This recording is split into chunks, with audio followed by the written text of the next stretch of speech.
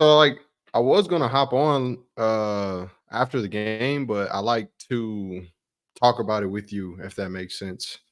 No, that makes perfect sense. It's easier to have that like back and forth, you know. Yeah, I like that dialogue more so and bouncing ideas off of each other, but it ain't much to it. But we're gonna start up Bearded Bear podcast. Mike Reese along with me as always, my boy Angelo Pasquinelli here What's on going on? a Wednesday edition of the Bearded Bear with the Bears playing tomorrow night, Thursday night tankathon against the Panthers. But real quick, we'll recap the Saints game a little bit. So the Bears lost 24-17. Bajan had a rough day, 4 total turnovers, 3 interceptions, 1 lost fumble. Um, honestly, a entertaining game to say the least. I will say that, but the Bears had plenty of chances to win the game. Before I give my thoughts, Angelo, just let me know what you think. Just recapping Sunday's performance. Um, I thought they played well at times, and at other times they just looked really bad. They got Komet involved again, which is I feel like a success to part of the success. That'll help you win. So I like seeing that. I like seeing some design plays for Mooney. He still looks fast. It sounds like he wants to be there on top of it, which is another good reason to get him involved.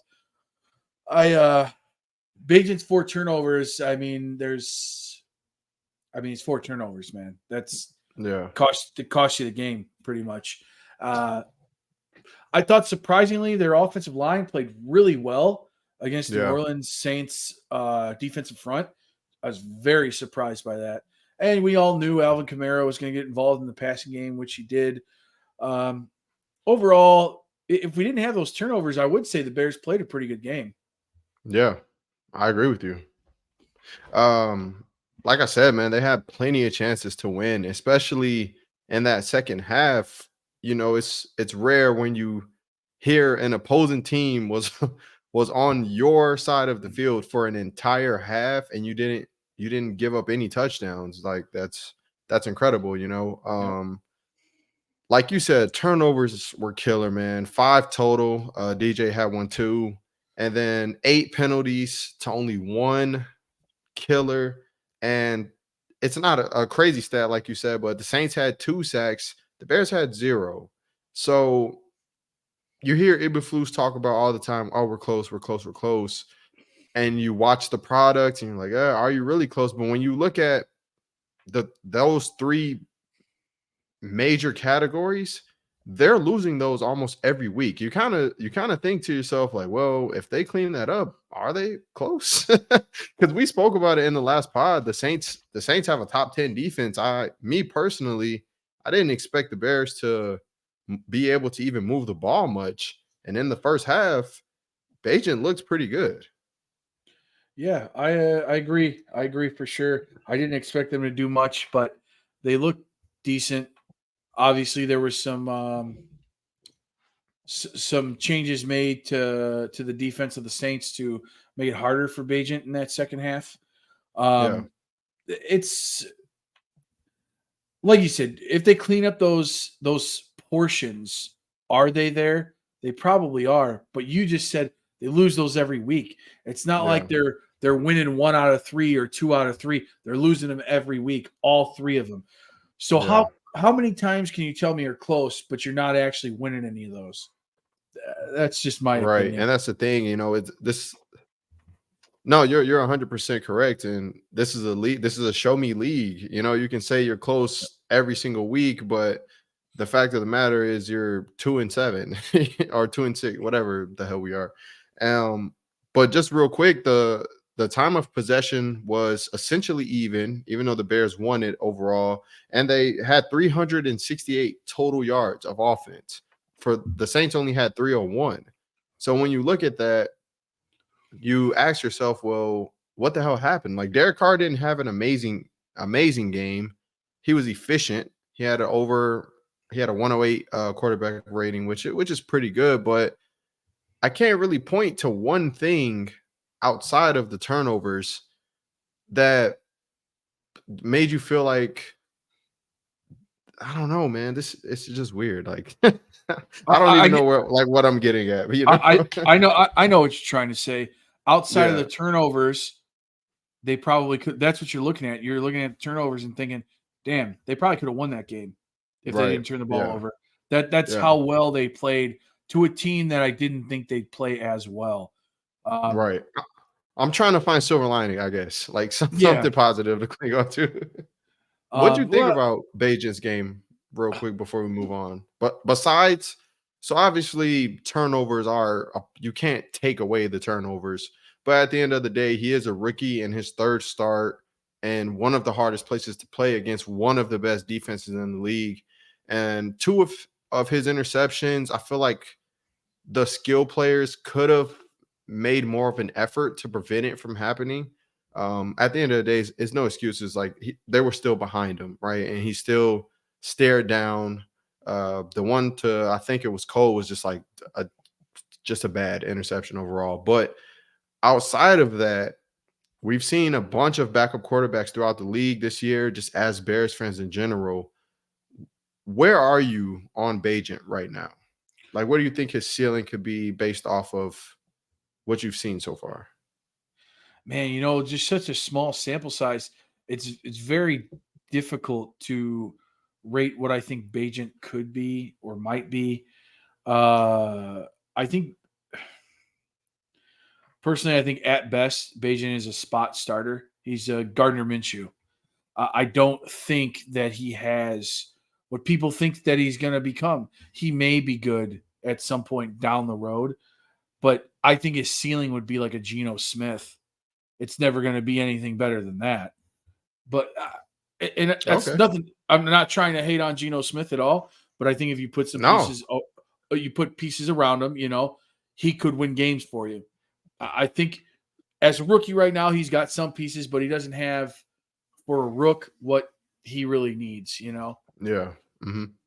Yeah, definitely. I really like his poise, man. Like Mhm. I like his poise. I like his pocket presence.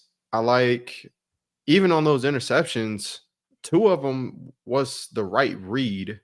But I'm with you ultimately. I think as of right now, at least, the thing that's hindering him is just that velocity on throws and sometimes accuracy.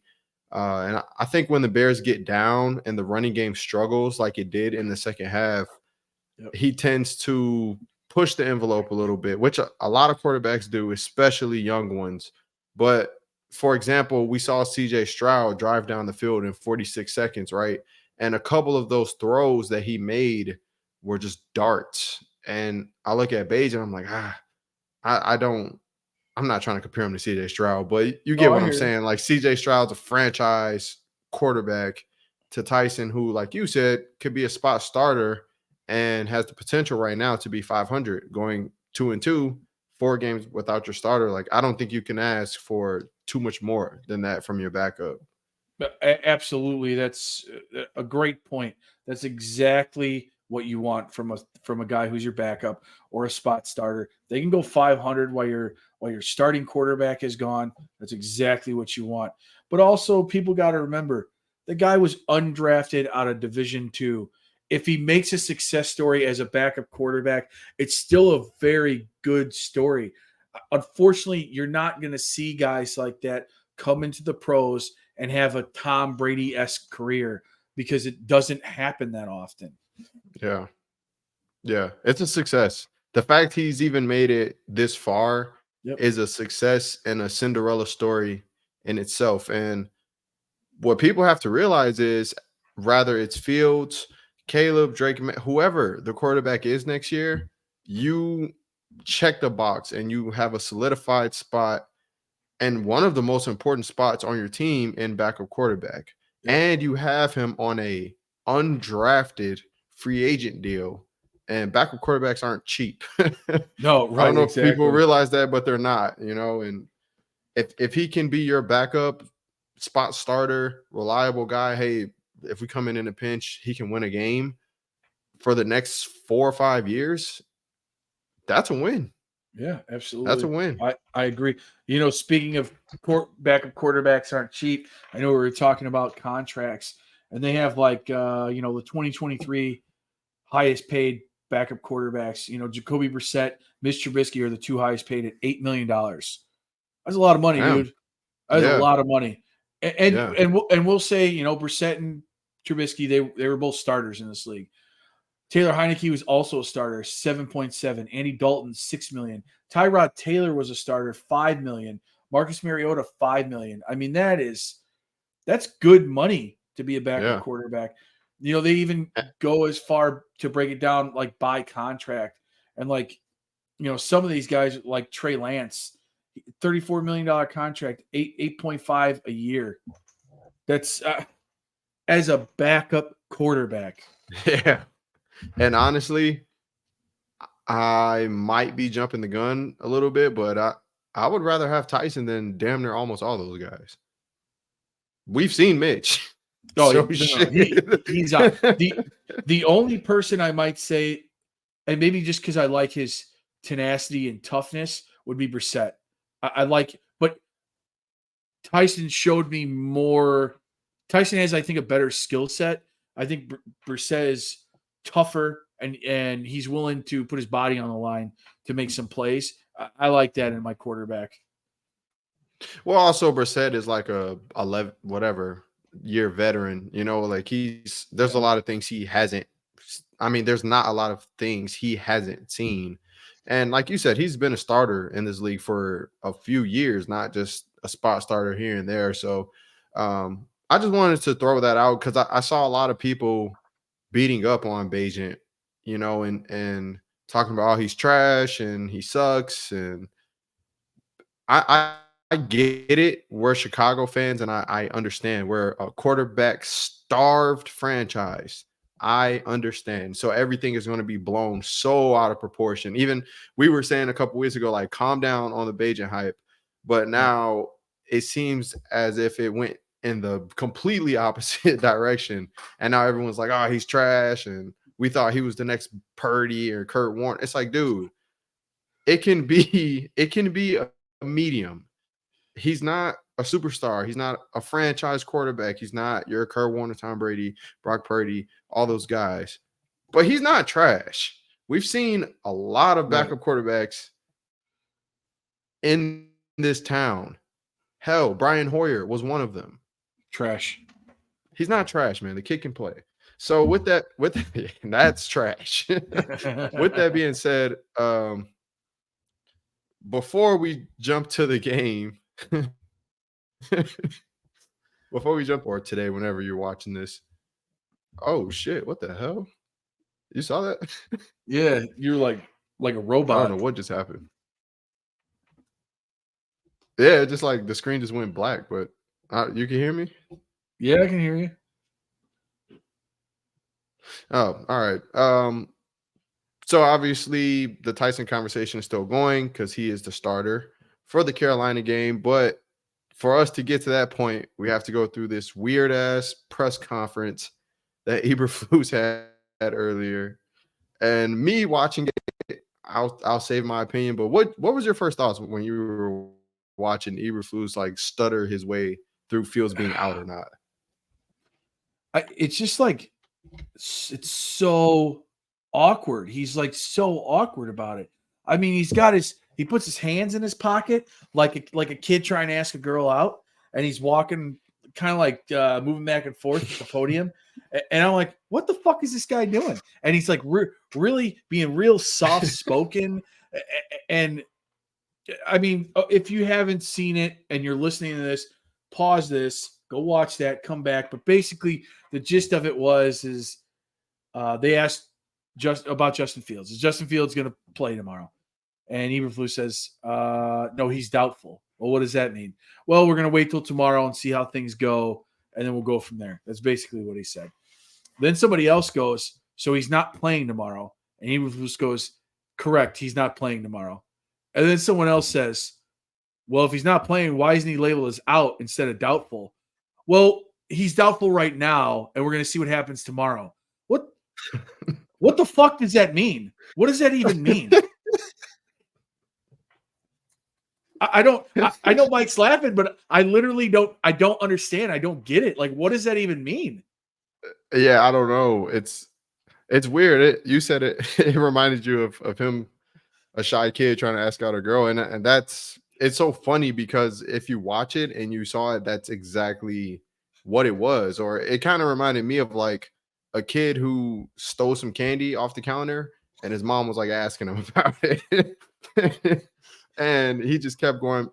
It is weird, man, because the past week, 2 weeks, it was immediately Justin Fields is doubtful, and even last week it was just Justin Fields is out. Bates is our starter. So you go to this week. Well, even at the end of last week, Fields is back practicing. He has the glove on. He's throwing. Right. He's in the locker room, and he sent, "Yo, I don't have pain. I got to get clear." Whatever. This week he's immediately questionable, which is an upgrade from doubtful, and we all know this. He's throwing at practice. I saw a video of him throwing at practice today with no glove on. He still had his thumb wrapped, but it looked fine to me the way he was throwing. Granted, I wasn't there. But what I'm trying to get at is if he hasn't been cleared and it is 24 hours before the game, why the hell is he doubtful? He's just out. Right. So how do you go from questionable on Tuesday to Wednesday you're doubtful, which is a downgrade, but yet you just said he's getting better every day? And then he's being weird as shit about it.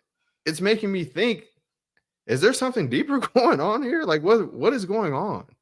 I've never seen anything like this in my life.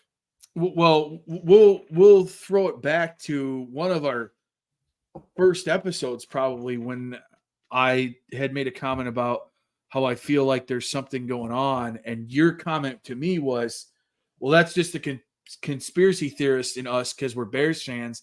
And that's just kind of how we think now. Yeah. But after seeing that, I'm like, dude, there's something else going on. Because, it has to be. Because all of us, every Chicago sports fan, knew Fields was practicing last week and knew he was going to practice this week. And I was like, no shot he doesn't play Thursday. He'll be back Thursday. And in my personal opinion, I want him to play Thursday. Get confidence before you play Detroit, because you don't want to go into Detroit. You have to go to Detroit and play them and get stomped Justin Fields' first game back to just disintegrate his confidence. Like, I feel like they really don't want him there. Dude, and if that's the case, right? So I'm looking at this through two different lenses. The case you just said, the reason they would be playing this game now is because if you don't really want him, you don't think you can win with him, whatever, why the hell didn't you trade him at the trade deadline then? If that's the case, if you already have an answer, why didn't you trade him? There's no way Atlanta, the Jets. Yep. Well, of course you don't want to trade him to the Vikings because that's in your conference and shit. In your division. But still, my point is there's would have probably teams that would have gave you something for him. Absolutely. And especially if you didn't want him there, you trade him after he threw for 4 touchdowns back-to-back games. You probably could exactly like a late first or an early second for him at least. I don't. Why not trade him after the best 2-game passing stretch he's had in his career? That's see, we unlock. He can use his arm, but you know what? It just doesn't work here. He's on the market, right? But that's not the case. So someone's lying, because they asked Poles about this last week when he was fantasizing over Eberflus, and he said the quarterback position is still under evaluation. He said that, his exact words. Oh. So if that's the case, and you're going to go back to Fields, like you said, why not put him out there against probably the worst team in the NFL without their best pass rusher at home, also without their best coverage corner, and let him build his confidence, get back in the rhythm? He's been out a month. Knock off those cobwebs, DJ revenge game. Everything's good. You're going into that bye feeling great about yourselves before Detroit comes up. Or he is actually still hurt and he hasn't been cleared. Fine. Me, you, every Bears, that's fine. If that's the case, we want him healthy. Just say that. Right.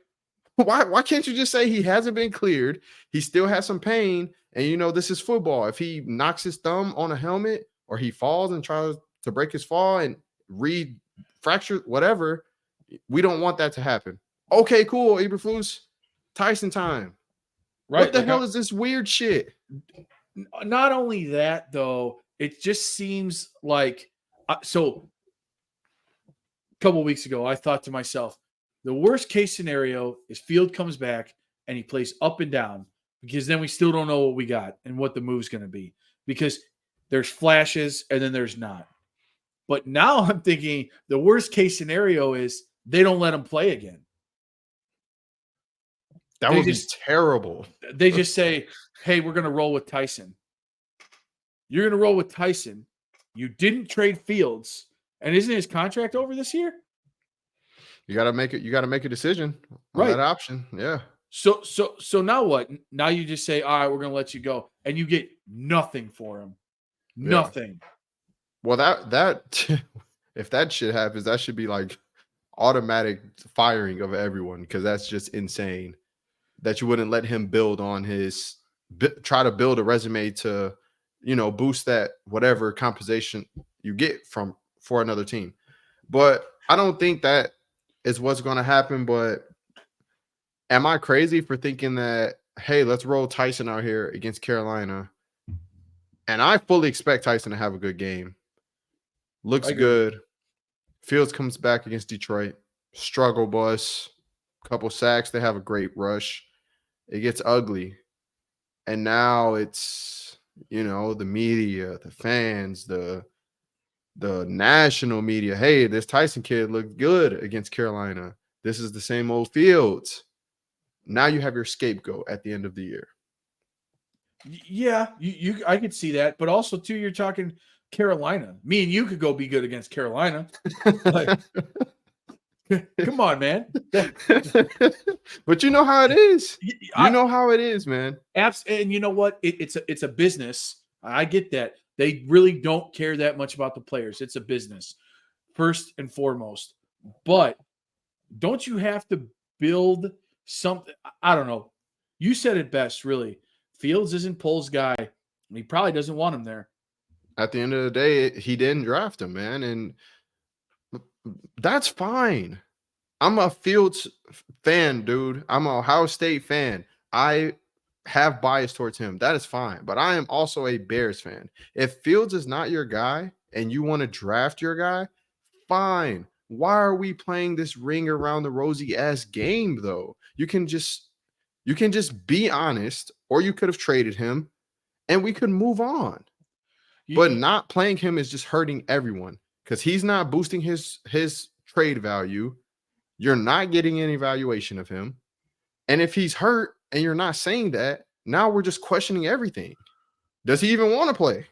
Right. Maybe he doesn't want to play. I'm going to tell you right now, if the case is that they don't let him play till he doesn't get to play for the rest of the year, like you said, I don't think that's going to happen. But if that is the case, because there is some weird shit going down in that franchise right now.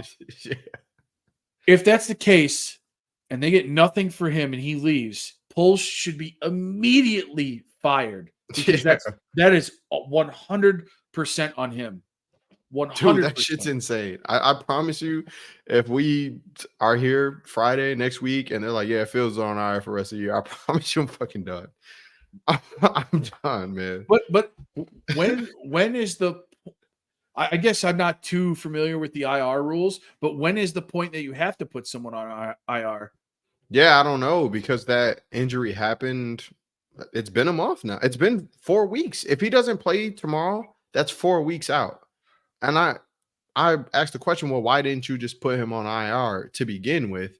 And I do understand they only have a certain amount of spots of IR, and you had a few guys on it already, like Khalil and EQ, Josh Blackwell, Terrell Smith, a few guys. So I get that. But why wouldn't you just say that at the time? Like, we would like to put Fields on IR, but we already got guys there. Whatever. He's going to miss 4 weeks. And you wouldn't be dealing with any of this shit. Right. Or like we said, if you would just say straight up, hey, he still hasn't been cleared. We're not very confident in his ability to make it through the game healthy if he gets hit on that hand.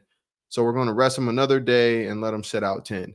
Nobody in that media room would say, I'm just not understanding. Right. It's more when you say he's doubtful and then he's not going to play tomorrow. No, he's not. So then why isn't he out? Then everybody's like, I don't understand what is happening. Why is he doubtful? Well, and he has a 51% chance of playing. Right. Because he wasn't cleared. Oh, if he wasn't cleared, you think he's going to be fucking cleared tomorrow? Right. Come on, man. Bro, right. And I could be wrong on this, but if he's not cleared, why would he even dress and like go through the pregame routine? You know, like so if is he going to be the backup tomorrow? I'm just confused, man. I don't get it. So is he the backup tomorrow, or is he out? Or is he just going to or is he healthy and he's just going to dress and Eberflus is just mind fucking everybody? I don't think why would you mind fuck Carolina? You know, maybe if it was Frisco, so they get ready for Bajent and then Fields comes out on the field and he's going to play. But I don't know. I mean, I could see if that's the case. Let's say he's emergency backup in case Bajent gets hurt.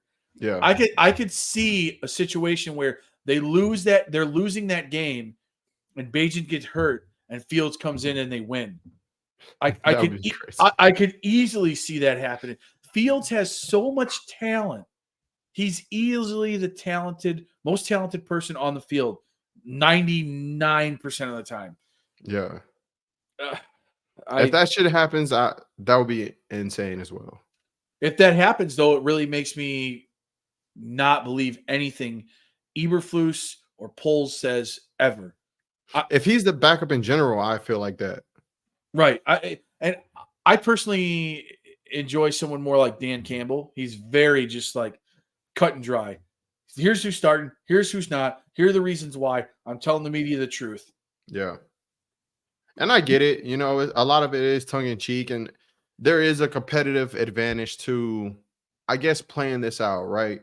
Even though you're throwing punches at Carolina, they're still an NFL team at the end of the day. So I get it. Like, they're preparing for both, so they're not spending all the time on one. That's cool and all. But again, that's simple. Justin Fields questionable tomorrow. We'll see how it is. Not 51%. Because 51 is more than questionable. Questionable is 50-50. So that means he's probable. I just don't think Eberflus knows what he's doing.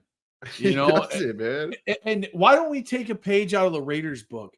How come every time we have a terrible coach, the Bears can't fire him in the middle of the season? They got to wait till the season's over. Fire him. The Raiders fired Josh McDaniels. Who cares who you put in for the rest of the season? The season's over. Right, and they got a dub. That's right. And the season is already over. It doesn't matter. So fire this guy. Let me ask you this. So we heard last week how highly Poles spoke of Eberflus, went out of his way to speak highly of this grown man who comes in and he's chipping at it every day. If they lose to the Panthers tomorrow, and we all know what's at stake with the draft pick and skipping over Bryce, all that shit.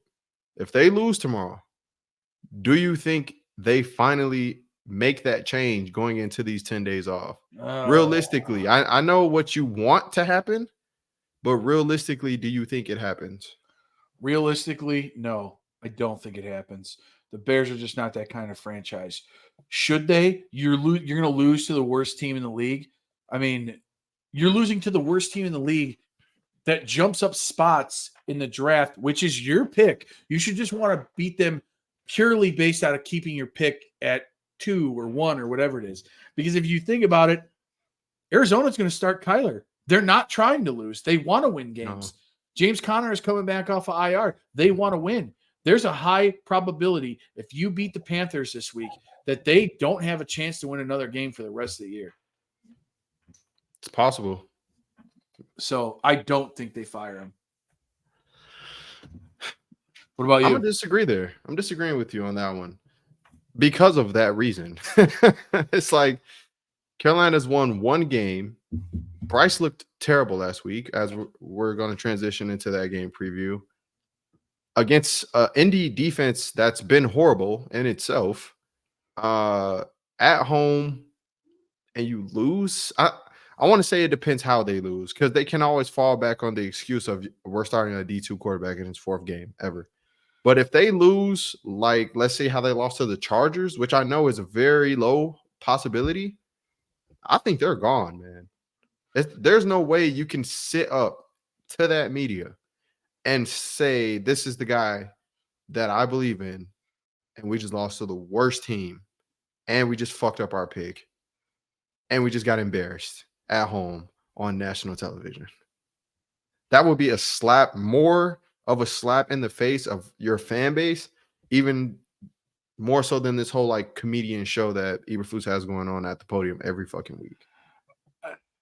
The only problem I see with that is, to harbor back to one of our earlier episodes, I think that the McCaskies have some kind of involvement in that, and that's why that shit doesn't happen.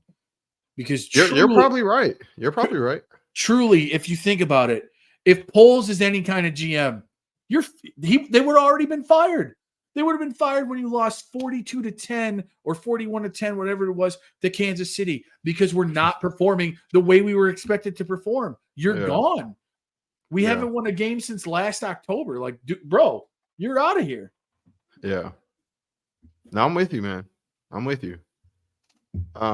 We shall see. So let's let's transition to the game preview. Carolina 1-7, Bears 2-6, Amazon Prime Thursday night, prime time game. Prime time. No Fields, we think. Tyson versus the number one pick, Bryce Young, who's, I don't even want to say been up and down. He's been down. He hasn't looked too good. He's looked better as of late prior to that Indianapolis game. But when you throw 2 pick sixes in the same game to Indianapolis, it's wild. You're not doing too hot. So no DJ Chark, I believe. No Brian Burns. No JC Horn. Nope. Only receiver out there is Adam Thielen. Oh, and the rookie. Mingo. Oh, yeah. If that's what we're doing here, like, come on, man. What you thinking for tomorrow? I don't know, man. It's hard. I'm gonna say Bears win. That's my first take. But I mean, don't get it twisted, man. Bryce Young was a terrible pick. I think absolutely. I was saying it from the very beginning. I liked Stroud more than Bryce Young, and I don't think that. I mean, obviously, I'm saying it, and it's already coming to fruition pretty much. But people are going to say, "Well, you're 9 weeks into the season. Of course, you'd say that." Man, I was saying they shouldn't draft Bryce Young way before. He's too small, unfortunately. He's got like a sub 200. That's his average. It's like 190 is what he's averaging throwing the ball. That's awful, man. That is awful. And Carolina's defense actually isn't as bad as you would think it is yardage wise. They still give up a lot of touchdowns, but they're yardage wise, they're pretty decent. So if he was better, they would probably win more. And I think they went out and they got Hayden Hurst, and they went out and got DJ Chark. I'm not really sure talk about another franchise that's kind of screwed up. You trade DJ Moore to the Bears, and then in the trade deadline, you're like, hey, we're looking for a number 1 wide receiver. What the hell? You just traded DJ Moore to the Bears. You didn't even have to do that. Well, they said they did. Yeah. Well, yeah, of course they did. So they could get Bryce Young. But I personally think Bryce Young isn't going to be what they want him to be. Being the first pick in the draft is so difficult to live up to. And I just don't think that he's going to, in terms of what he's doing right now, you can't really call him a bust. It's only 1 year.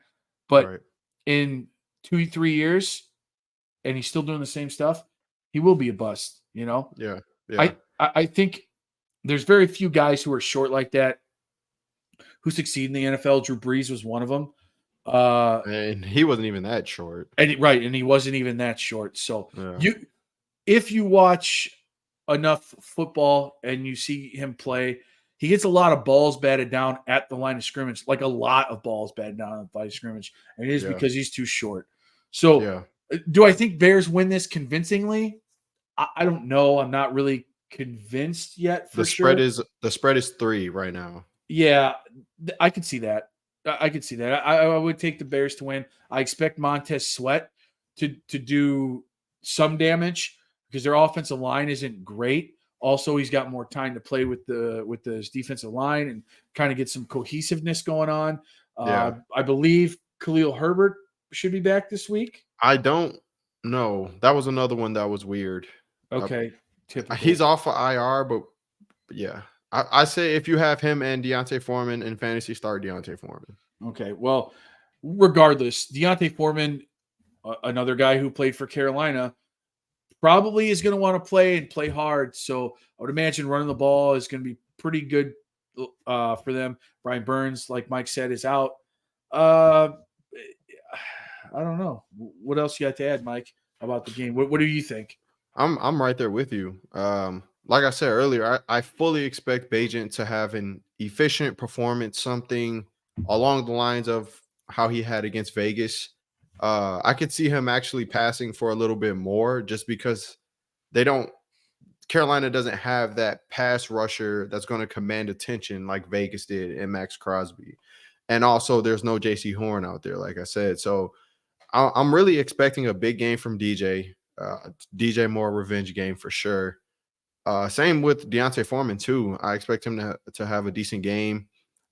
Everything you said, I pretty much agree with. I'm expecting the defense to be solid. They've been solid the past few weeks, besides the Chargers game.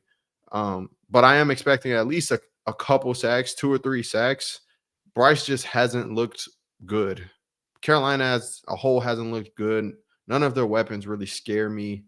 Adam Thielen is, he's okay, but we shouldn't be terrified of Adam Thielen. It's not Keenan Allen, it's not Devontae Adams. Come on.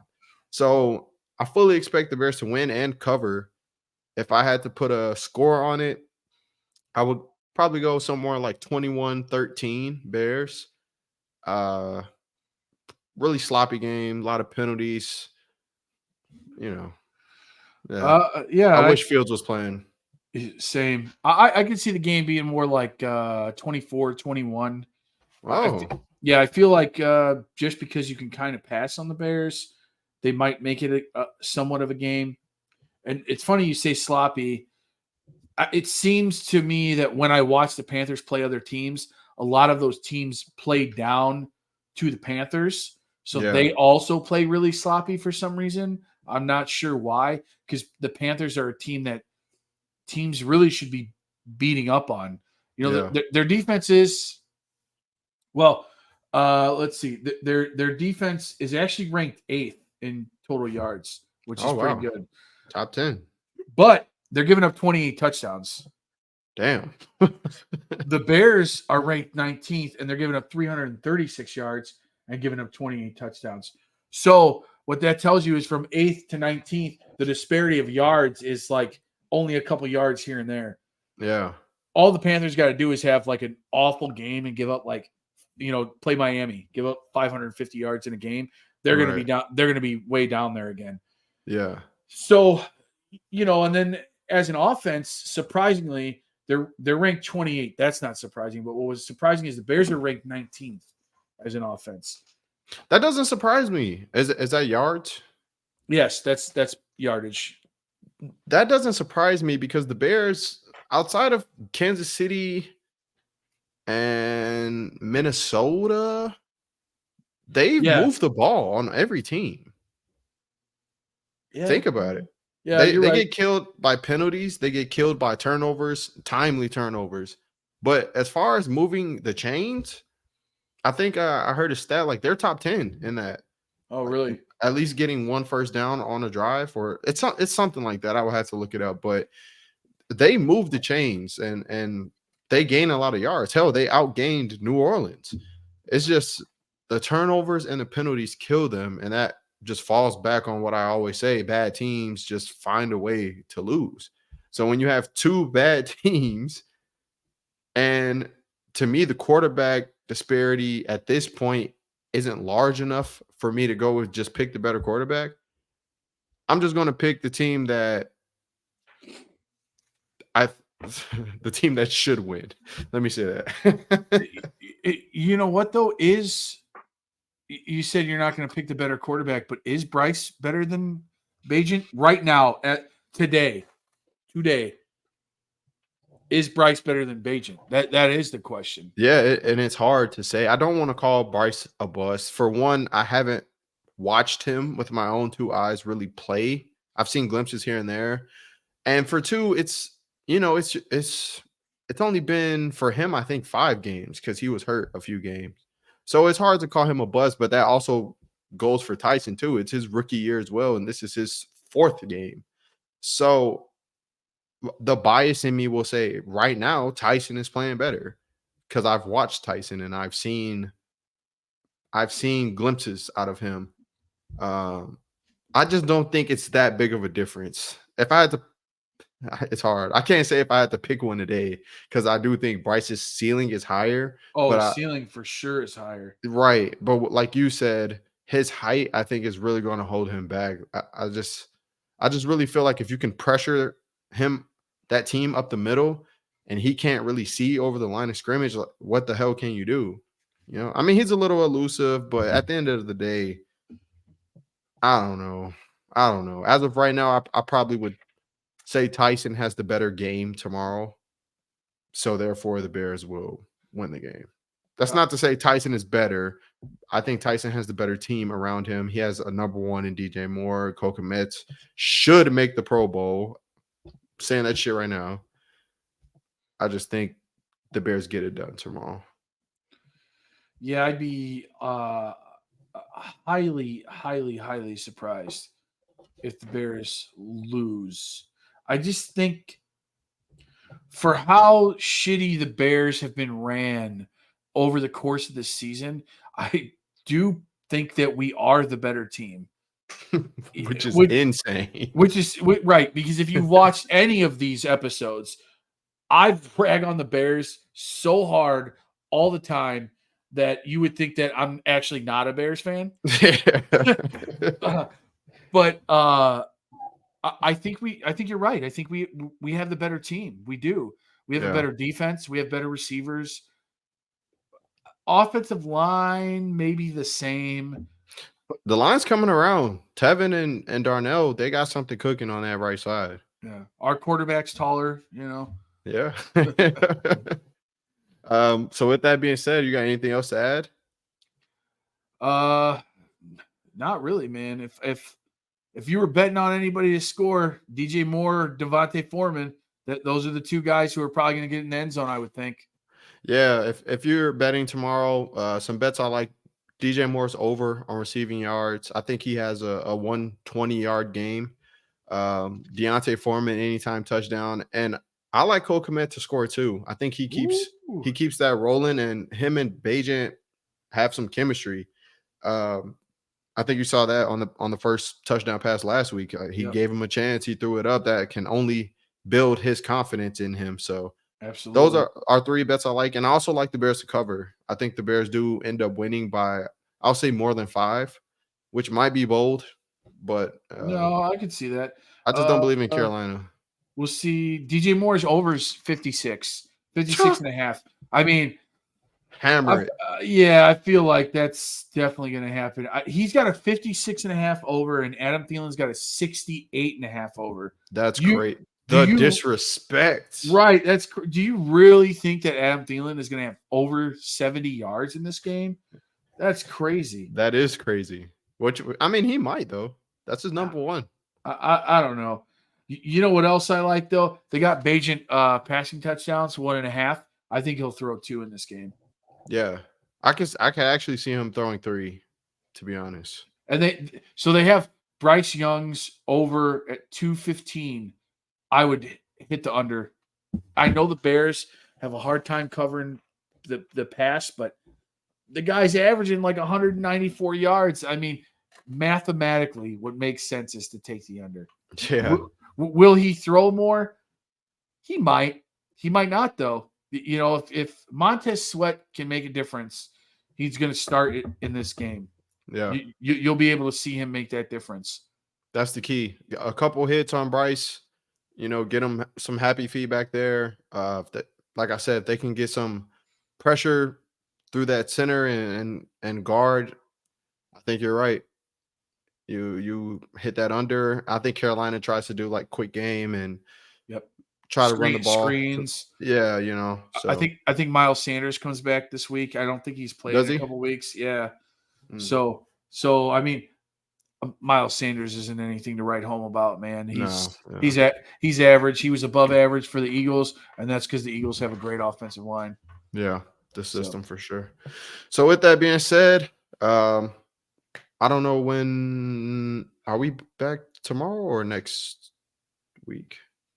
Probably next week. Probably next week, yeah. Yeah. Okay. So we'll have the recap for you next week. Plus, we'll try to figure something out since it's a bye next week. Probably look harder into the Detroit game or just the NFL in general. Is it a bye? Yeah, they don't. Do they play next Sunday? They do. They do. I think they play Detroit and then they go on a bye. Okay. Yeah. So we'll have the recap for the Panthers game. Well, I got the schedule up. Oh shit! They play the Panthers, then they play Detroit, and then they play Minnesota, and then there's a bye. Then they play Detroit again. Gotcha. Okay. So yeah, for sure. Next week we'll have the Panthers recap, Lions preview. Hopefully we're recapping a dub. Last time I said hopefully we're recapping a Montez Sweat trade. So hopefully we're recapping a dub and Fields being back and the Bears winning 7 straight and making the playoffs. One can only hope. All right, Bearded Bear Podcast. We will catch you next time. Bear down.